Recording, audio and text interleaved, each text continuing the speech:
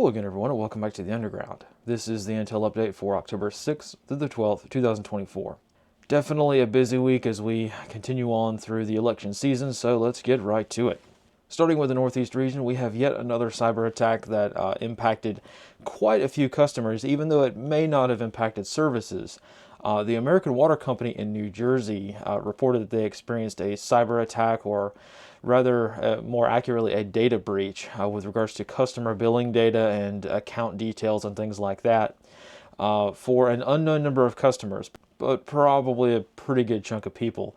The American Water Company is the largest water utility provider in the United States, and they also do things like sewage and water treatment as well. So again, cyber attacks are kind of the flavor of the week when it comes to the election season and this really interesting threat environment we find ourselves operating in. But the key takeaway for this one is that the American Water Company, while it's largely centered in New Jersey, they do own a lot of other companies, or rather they offer services in many different states. So you may have a cyber attack hit the main headquarters in Camden, but it's going to affect somewhere else around the country. So a very sharp reminder to understand where your water comes from and the companies that manage your water. If you're on city water, for instance, you may not be getting water from the city in terms of like a local company. You may be getting it locally, but that company that provides it locally might be a larger conglomerate. Yeah, definitely some homework for later for a lot of people who may not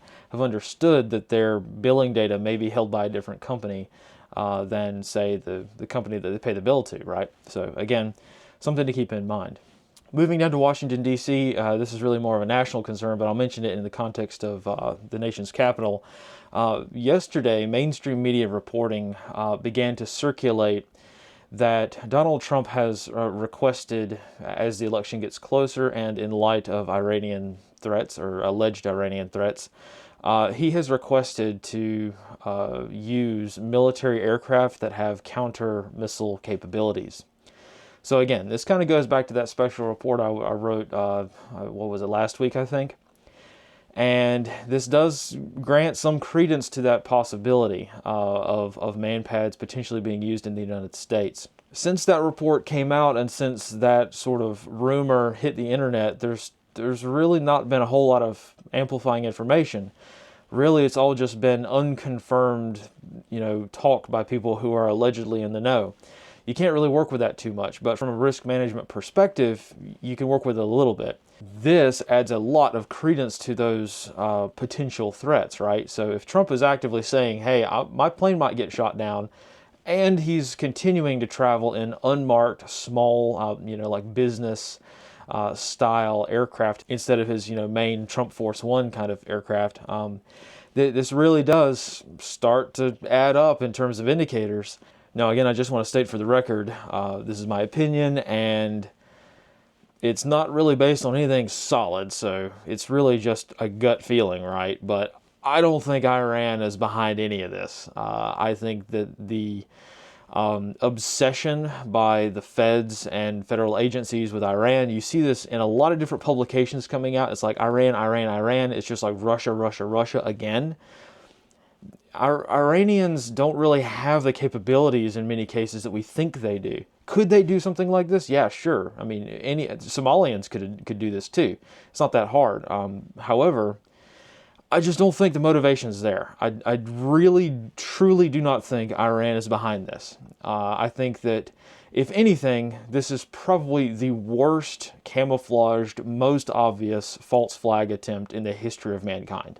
I think everybody's trying to point the finger at Iran because they want war with Iran. And, Iran's refusing to play ball right now with regards to the conflict in the Middle East. They're really not responding to a whole lot. So we see the Western world try to push Iran into making some sort of, big mistake, right? So again, I don't want to downplay the Iranian connection, but I just don't think so. I mean, I think it's overblown. I don't think the Iranians are behind this. I think it's the people who want to get us into a war with Iran. I think that's who's behind this. So anyway, I know that's a lot of rumor and conjecture. It doesn't really help anybody, but I just feel like it needs to be said. So yeah, I just wanted to put that out there in case something happens later on. The reason that I say it now is because if Trump's plane gets shot down, if something horrendously bad like that happens, you're going to immediately see a switch to Iran, right? We're going to see immediately, we're probably going to have like a 9/11 response to Iran, right? That's one of the things that would probably kick off a war with Iran more directly, like we have an invasion of Afghanistan, just like we did in the days after 9/11, small scale at first, right? But you're going to see this again. I definitely think that's going to happen, and I don't think Iran is the culprit. So I think we're lining up. They're using the early 2000s playbook yet again, and I'm so confused as to why people do not see this, that I'm thinking maybe I'm missing something. So again, I just want to point that out there, that I think this is a fairly obvious false flag attempt to point the finger at Iran. Now, the event was is probably a real threat, but is it the Iranians? I don't know. I don't think so, but I don't know. No one can know, right? We don't even know if this is a real threat, really. We just have indications and warnings. So again, sorry for the conjecture, but it's kind of getting to be a spicy election season, so we have to kind of consider these things before something bad happens, because something's going to happen. We're immediately going to get passports from the rubble, if you know what I mean, and there we go. So again, something not great, but something to consider. Moving down to the southeast, we have two big hurricanes. We have the recovery from Hurricane Helene, and down in Florida, we have the recovery from Hurricane Milton. So let's start with the more severe of the two, Hurricane Helene. Volunteer work continues as before. Most of the work is still being done by volunteers. Logistics efforts are smoothing out. Things are becoming a lot easier, but in some regards, challenges are becoming more significant. So again, like I mentioned last time, you really only have interpersonal stories to kind of go with. He said, she said kind of thing. So when you see someone hop on social media and say, oh, we've had nothing but trouble, okay, and then we've got this other person in the same area working maybe with the same agencies, they say, oh, what are you talking about? We have no problems at all. Well, they can both be right, because it turns out that interpersonal relationships matter, and being able to kind of mitigate and reduce conflict. Conflict resolution is definitely a huge thing in this disaster response, and sometimes not a lot of people are very good at that. We've got a lot of people who are maybe not used to working in public service or with volunteer groups and things like that. They show up, they try to be the big dog in town, and they run into barriers. They don't know how to grease the wheels with the feds and the state and local authorities. They don't know how to massage the egos of people involved to get things done. I'm not saying it's right. I'm just saying that a lot of people don't understand the very unique dynamic of how a lot of this works. That's where a lot of the conflict's coming from. Now, overall, most of the conflict that in general seems to be coming from FEMA, which is no surprise to anyone. Maybe Americans around the country are now finding out that FEMA is largely the DMV at scale. So take that for how it is, right? So again, FEMA is largely, their number one priority on their own website is DEI and equity, right? So that's their number one priority, not readiness. Readiness is third. So yeah, I mean, I would think, maybe just me thinking, but I would think that a federal agency whose job is it to manage emergencies would want to put the emergency management number one. But again, this is cause for a lot of concern moving forward, and it's causing a lot of problems because FEMA people who work for FEMA, well, let's just say a hammer don't fit their hand too well. So again, it's one of those problems where we've got federal bureaucracy of the highest degree involved in an agency where bureaucracy is not really needed. And you see this because a lot of emergency management agencies, for the first time that I have seen, are putting out misinformation articles and doing rumor control. Why would you need to do that if your response is adequate, or satisfactory in any way? So we've got a lot of emergency management agencies. Just go to their Twitter page or their social media pages and you'll find like, oh, this is misinformation. We're really doing our jobs. Well, if you were doing your job, would you really need to spend an awful lot of money to produce counter propaganda videos? Either way, you see how this is kind of snowballing. So again, I have lessons learned for this. I'm writing them right now. I will talk about some here in a moment with regards to radio stuff, because I feel like that needs to be talked about sooner rather than later. I don't have time to wait for that. But largely, we're going to keep an eye on the Hurricane Helene thing, because it's not just that this recovery will take years. It's because this recovery is an allegory for civilization at large, I think, and we can get a lot of lessons learned from this, not just in terms of preparedness, but in terms of society. So I think that's very, very helpful. So I will talk a lot more about that in due time. Moving on to Florida, Hurricane Milton, bullet dodged. That's the general theme. Hurricane Milton, instead of hitting Tampa head on like it was supposed to, it made a last minute turn to the south by a few miles, which meant that the rotation of the hurricane pulled water out of Tampa Bay instead of pushing storm surge into the bay. So again, probably divine intervention here in terms of the catastrophe that was going to happen. A lot of people are saying the media was hyping this one up. I mean, yeah, that's the media's job, right, is to just be propaganda kind of entities, but this was a pretty severe storm. But again, at the last minute, it turned and it lost a lot of strength. So it only made landfall as a Category 3. The eye collapsed and lost a lot of its strength. So, thank God for that, really, seriously. So, again, people throughout Florida are still largely without power, but for the most part, it's like any normal hurricane that would hit Florida. So again, localized flooding, power outages, but things are coming back online very quickly. One of the big problems with the Hurricane Milton situation, so in many areas, the tornadoes did a lot more damage than the hurricane itself.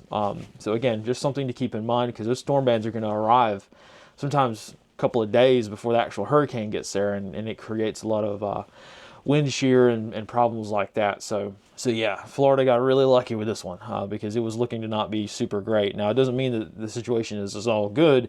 There's still millions of people without power, but for the most part, it's doing okay.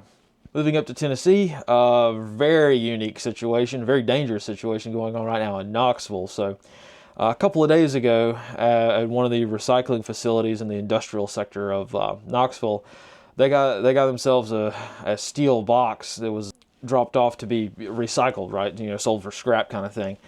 And so, being the workers, they want to know what was in the box. So they got themselves a cutting torch and cut a hole in the box, and found out that on the inside were potentially a few dozen sticks of dynamite and a bunch of blasting caps. So their cutting torch set the dynamite on fire, and the workers rapidly egressed from the area, and the local authorities put a very, very large exclusion zone around this place while they got the EOD guys in there to check it out. So it looks, you can see the images from the drone that the Knoxville PD put out there this morning, and it does indeed look like a rather serious situation. Of course, this is not a nefarious thing. This is not like an explosive device. It looks quite literally like an old mining box or something that was used by a blasting company, and they forgot they had a box of dynamite from many, many years ago, because these are like older style dynamite sticks, like Wile E. Coyote style kind of thing. So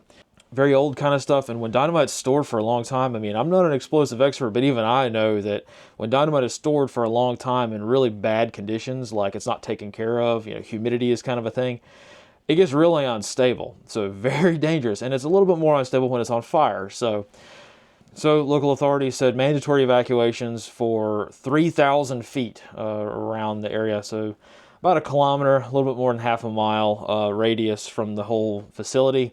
And that's about right. So again, when you see a very, very large exclusion zone around, or evacuation zone around a potential explosive threat, and it's like in the middle of a city, and it's a big zone, the threat is pretty substantial.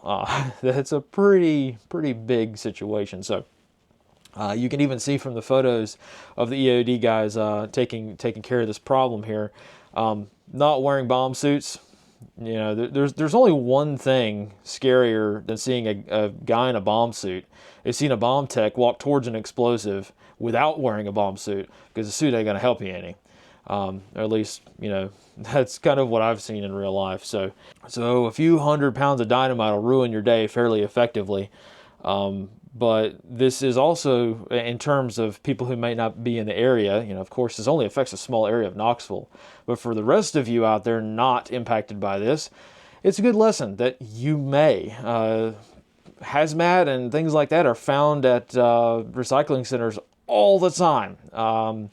Really catastrophic fires break out at recycling facilities all the time, especially now that we've got a lot of these electric vehicles out there with these lithium batteries that catch fire very easily, some of the older types of lithium batteries. So again, if you live near a recycling facility or an industrial sector, this could be you, So having the ability to get up and go if you need to is very, very important. Now, Knoxville did the right thing, and they opened up a bunch of shelters for people who were displaced by this, because it was the exclusion zone, or the evacuation zone, included residential areas. So people had to move into shelters for a couple of days, so just in case that sucker lit off and put a hole in the world.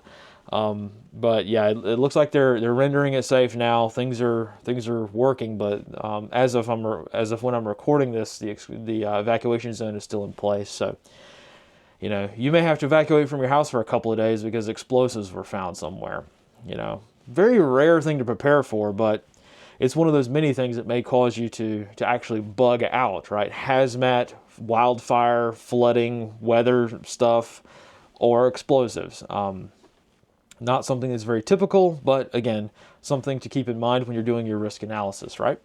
Moving over to the Southwest region, very interesting case this week. A potential terrorist was thwarted in Oklahoma City, who was essentially an Afghan refugee that we brought here from Afghanistan during the Kabul crisis. Surprise, surprise, not vetting all of these guys, one turned out to be an actual terrorist. This is why that Kabul crisis was such a big problem, because at the time, just a little bit of history, at the time of that Kabul crisis, at the time of the Afghanistan withdrawal, you got to understand that in Afghanistan, there were a few different factions that were kind of at war with each other. You've got the Taliban, which controlled most of the country. They controlled most of the country for the entirety of the time we were there, but still, they controlled most of the country. So Taliban is the biggest faction. They now control Afghanistan, but at the time they were taking over the capital, right? So one of the other main factions at play was ISIS. Huge problem, right? Most people think of the Islamic State in the terms of Iraq and Syria. And that's accurate because ISIS, the Islamic State of Iraq and Syria, that's where the acronym comes from, really they are in Iraq and Syria, or they were mostly. Well, here's the problem. ISIS-K, ISIS Khorasan, set up shop in eastern Afghanistan, up in down in Nangarhar, out in the east, and also up in Kunar, up in the northeastern part of the country. So, the Kabul crisis is going down, and you are an Islamic State militant. You've been at war with the Taliban for a couple of years. You've gotten your rear end kicked down in Nangarhar and up in Kunar. So, you're not doing super well. And you hear the Americans are just putting anybody and everybody on a plane to get out of Afghanistan. Do you see where we're going with this? So, the theory at the time, proven to be quite accurate, is that both Taliban members who would not have had a good position in the coming Taliban government, they would get on the plane, but also Islamic State militants who might be executed by the Taliban would get on the plane because their lives are at risk, right? Because the Taliban seized control of the country. Taliban now controls Afghanistan. ISIS very much being treated a lot more harshly than when the United States was there. So that's the situation we're starting with here in Oklahoma City. Nasir Ahmad Tawhidi, again, got on a plane, came here with his whole family, and immediately started his jihad business. So the reason that I wanted to spend some time talking about this one is not because of the incident itself. This is not surprising, okay? There were a lot of problems at the Afghan resettlement refugee camps in El Paso when the Afghans ended up here. They were assaulting soldiers. They were causing all kinds of problems because, shocker, Afghan culture does not blend with American culture very well.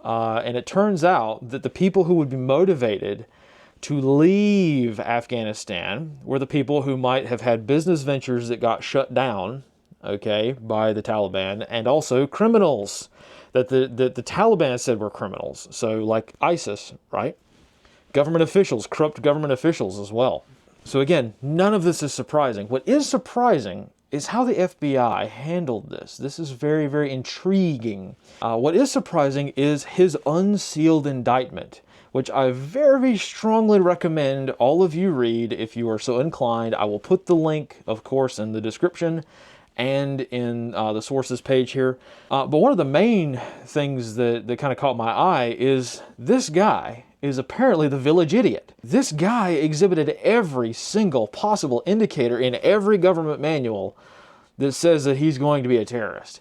He pledged allegiance to ISIS. He was communicating on Telegram with ISIS recruiters. He was doing things on social media like, I think it was Snapchat or some other kind of social media, maybe Instagram, I don't know. He was talking on social media about jihad and being a martyr. He was looking up things online that obviously will get you flagged, right? So this dude was doing everything wrong. He donated money to like an Islamic State charity. Like, he did every possible thing to show that he's not hiding his support for ISIS. And here's the interesting part. Only then, only after this guy exhibited every single indicator in the book, did the FBI choose to go after this guy. And how did they do it? How did they do it? That's the interesting part. They befriended this guy because he wanted to start a gun business, right? And we all know how that works. Apparently owning guns in the United States of America is a more egregious crime than terrorism. So that's what got him probably flagged the most. And so what did the FBI do? They tried to befriend him, and they essentially entrapped him into buying weapons at a gun range so that he could commit a mass shooting. That's the whole gist of the story. Now, I have a lot of questions, and I am definitely no attorney, right? But it's interesting to me that the FBI went after this guy and tried to get him and got him to buy guns for a terrorist attack when the only part that was illegal about that was the reason behind it. So why did they do this? They could have arrested him for donating money to ISIS. People have been thrown in jail for that, okay? So they could have got him on that alone. They could have made a conviction stick easily just with that. They could have made a conviction stick easily with him. He even had his jihadi picture taken, with the Islamic flag and all that kind of stuff. So why go after him using something which is legal? Private gun sales are legal in Oklahoma. So they're trying to get him to buy a gun from somebody in Oklahoma, and the only part that's illegal about it is what he was trying to do with the guns. Isn't that interesting? Isn't that a little bit interesting? How the FBI wanted to make a conviction stick, but they did it in such a way, if I was his defense attorney, my argument would be, well, Your Honor, they entrapped him. Also, how did they know that he was going to commit a crime with these, with these guns? Private gun sales are legal. So the FBI made it easy for this guy to have a criminal defense, fairly easily. Maybe I'm missing something. Maybe I'm just stupid. I don't know. But it seems to me like out of all the evidence they had stacked up against this guy, but what did they do? They went after him using the only tool they know how to use, entrapment, using something that's legal, right? Like, what is going on here? I guess the FBI is in the stage where if all they have is a hammer, then every problem's a nail. The FBI only knows how to entrap people using legal means, so they convinced him to do something that's legal. The only part about the whole arrangement is that he told the undercover agent, this is what I'm using the guns for. But if you read his indictment, they're like every detail of it. Private gun sales are legal. Okay, the guns themselves, at least according to the indictment, were not illegal. They were like legal variants of the guns. That's an unknown. But I figured if they would mention that, if he was trying to buy illegal guns. It sounds to me like the FBI entrapped the guy using something that's legal. The only thing, again, that was illegal, that is illegal in every gun store in America, is buying a gun for, terrorist purposes. That's why you fill out the gun form, right? You go to any gun store, And the gun owner and the gun store owner says, "Oh, hey, I see you'd like to buy this rifle. What you're trying to use it for? You're trying to go hunting with it?" And the answer is, "No, I'm going to conduct jihad." Well, the gun store owner is not going to sell you that gun, right? And they're going to report you. Like that's basic stuff here. So I find it very interesting that out of all the little tricks in the FBI toolbox, they had to go with the method that does two things. One, it makes it the most likely that this guy will actually get off the hook, okay, for one. And two, it further chips away at what? Private gun sales. That's what it does. It further chips away at that and tacitly implies that he was committing a crime by purchasing the guns. No, the gun purchase, according to the indictment, I mean, maybe I'm reading it wrong, but the gun purchase was the legal part of this whole arrangement. The only part that was illegal was his intent, which he expressed, right? So, of course, they're going to throw him in jail, but they had to go through the effort of entrapping this guy, a legit terrorist, wannabe at least, and they did it using something that's legal? Again, maybe I'm missing something, but I think there's more to it than what the story is, and I think this is a very important thing to consider. I mean, I don't know. Maybe I'm missing something, but it sounds to me like it's pretty interesting. And you know this guy was an idiot. Like, you know that something's going on. Either this guy was like one of the biggest idiots on the planet, or there's something else going on, because in his indictment, in the post-arrest interview, Tawhidi stated that he wanted to send his family back to Afghanistan so they could live in a place where pure Islam can flourish.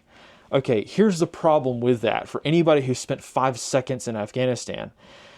This guy pledged allegiance to ISIS, okay? If he were to send his family back to Afghanistan, okay, after he committed a terrorist attack in ISIS's name, his family would have been executed by the Taliban at the very minute they landed in Kabul. They wouldn't have even made it off the tarmac. Like, that's the level of hatred the Taliban has for ISIS. And I wonder if the FBI just wants us to kind of gloss over that, because you wouldn't know that. You would think, if you didn't know that ISIS was at war with the Taliban, you might not think anything of it. But if you do know that ISIS-K and the Taliban, they do no get along, right? You might question this, because it doesn't make it... Why would he send his family? Why not send them to Syria or Iraq, where ISIS, well, granted, their presence there is kind of diminished too, but ISIS has really, like, not had that much presence in Afghanistan. Like, the war's still going on, but you can't fly into Afghanistan without going through Taliban customs, you know, without going through, getting checked by the Taliban's intelligence services. Yes, the Taliban has an intelligence agency. Quite a few, actually. And not to mention, Pakistan's ISI is standing right beside them, too. So the very minute that a passport gets scanned, you know, in Kabul, they're getting wrapped up, right? Because they know, like, wait a minute, hey, you just committed a terror attack in America. We know you. Your family's name has been leaked to the press. I don't know. Maybe I'm reading more into it than is intended. I don't know. But it sure just doesn't add up. This whole incident doesn't add up, because, yeah, sure, this guy is definitely a terrorist. I mean, that's easy, right? Arrest him, you know, whatever. Clearly a terrorist. But he did everything so ridiculously, comically bad that you have to wonder, why did they go after this guy using the vectors that they did? I don't know. I thought it was strange, so again, I thought I would mention it. But yeah, weird stuff going on. Very weird stuff going on. So that's pretty much all I have for today. I do want to talk briefly, using the GhostNet kind of as a way to talk about it. Some of the problems that we've been having in Western North Carolina and sometimes down in Florida as well with regards to the storm recovery. I am working on several dedicated videos right now on some of the lessons learned from Helene, and some of the everything from gear to mentality to doctrine, all kinds of stuff. I'm working on it, so just give me some time on that. But I did want to briefly mention some of these problems that we've been having, or that I have observed myself. I'm compiling evidence. I'm documenting all of this, and I would urge everyone out there to document this as well, because when I had my little mini rant about ham radio stuff last week, I was inundated with hundreds of messages of people saying, yeah, I have the same experience. Here's what I have happened to me, kind of thing. And I wanted to kind of go over some of those today. For the GhostNet stuff, though, this week was a wash. So let me start with that just right to start with. This week, Thursday night occurred right at the very moment that the solar weather was not doing so good. So you look up and you see aurora in the sky, the northern lights. You're probably not going to get very good HF transmission. And that's exactly what happened. So what does this tell us? This tells us that HF radio, high frequency radio, shortwave radio, is not an end-all be-all, okay? You might have a disaster occur at the peak of the solar cycle, which is what we're at now, right? And you've got really strange solar weather occurring. We've got the Earth's magnetic field shifting kind of thing going on as well, and more of the long term, but the solar weather really kind of prohibits, in some cases, HF radio transmission. So for me, I hop on JSA call at the time window or shortly before it, and I basically get like 2 heartbeats from people that are very, very close to me, and I hear nothing else. It's just complete static, again, because the ionosphere is doing some tricky space weather stuff up there, and it's hard to get messages across, right? So the space weather drowns it out. You can't get messages across. You can try. JS8 call in particular is a lot more resilient than you might want to imagine it to be, but it's still hard to do. So again, what does this tell us? It tells us that HF isn't the only solution, and during times of increased space weather, HF radio is going to generally be affected the most. Now, there are ways around it. There are other bands you can choose to mitigate this a little bit better, and some bands open wide open, right? So again, maybe this is the argument for ALE a little bit, automatic link establishment. But again, advanced stuff we'll get into in due time. For now, let's switch gears and talk about some of the problems that I have seen with regards to Hurricane Helene recovery. I want to mention them now, in the interest of saving some time, because this might matter to people on the ground right now. So right to start with, I just want to say that a lot of hams are doing very good work, okay? And I really do appreciate the guys that are running networks, and they're trying to do the best they can. But some behavior is getting worse, okay, as the disaster goes on. A cheerful, happy to help ham on day 1 might not be the same cheerful and happy ham on day 6 or 7. And that's kind of where we're at. So one of the problems that kind of keeps coming up is hams getting all upset that their repeater is actually getting used.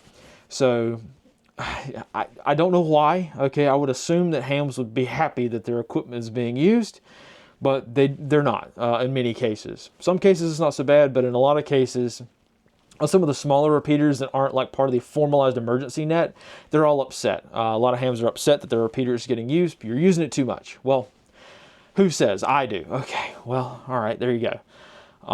Sort of along the same lines are hams refusing to change or shift around their localized communications nets to help first responders on the ground. So there's this general, it's kind of an aside, there's this general theme throughout radio, and I'm sorry I didn't articulate this very well last week. I was just too angry.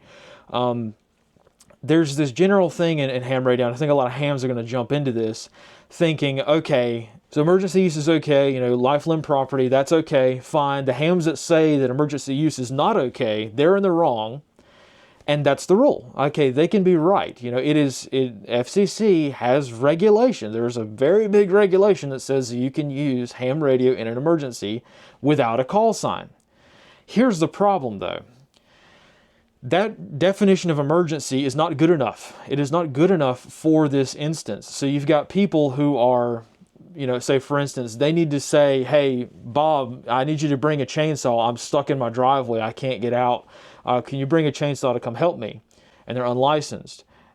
Well, hams would say, rightly or wrongly, hams would probably say that's not an emergency. It's not a life-threatening emergency, Again, I'm going to touch on this in a more deliberate video, but for now, The ham's definition of emergency lifeline property, that's not good enough, okay? Because you've got chainsaw teams on the ground, you've got people running logistics. They need to use the freaking radio, and hams are not letting them, or they're giving them a hard time because it's not an immediate life or death, oh my gosh, I'm going to die unless I use the radio, right now kind of situation.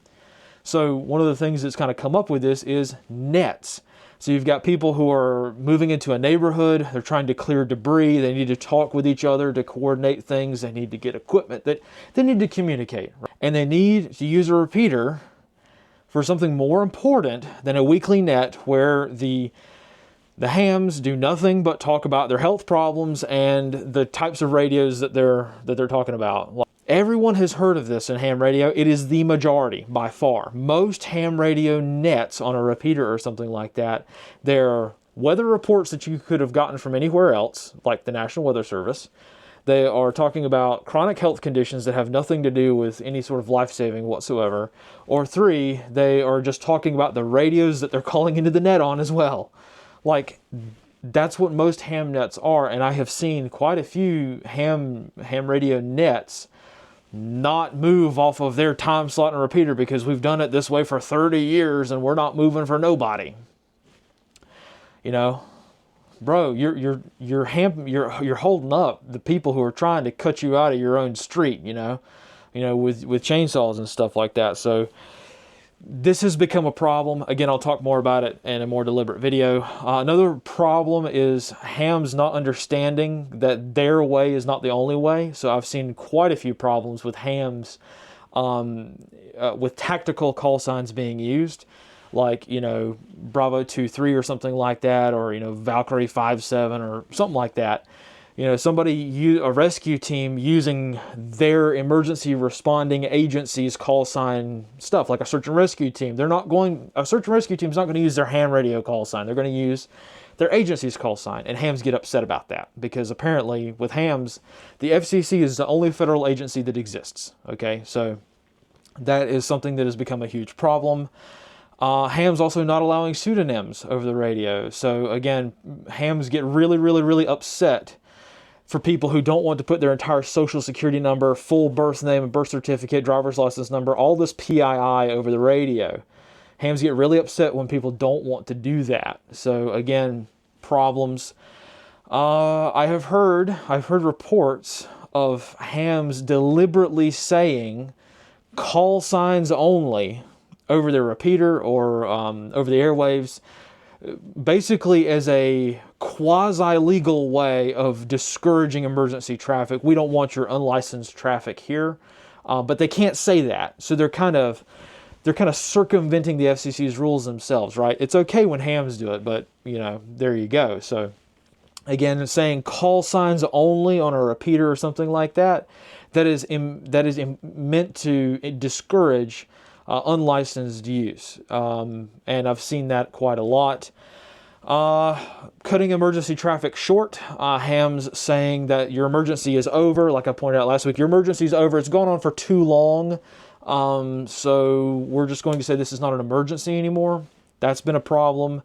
And emergency responders having to justify their presence on the radio to the hams. That has become a problem as well. Because newsflash for anybody out there, not every search and rescue team, not every police department, okay, well maybe every police department, but most people who are volunteering do not have access to $10,000 Motorola P25 radios. They have to use what they can get. And I am literally seeing people using cheap Baofangs as part of very large organizations, even like official government organizations. They're using cheaper analog radios because that's what they need stuff to work now.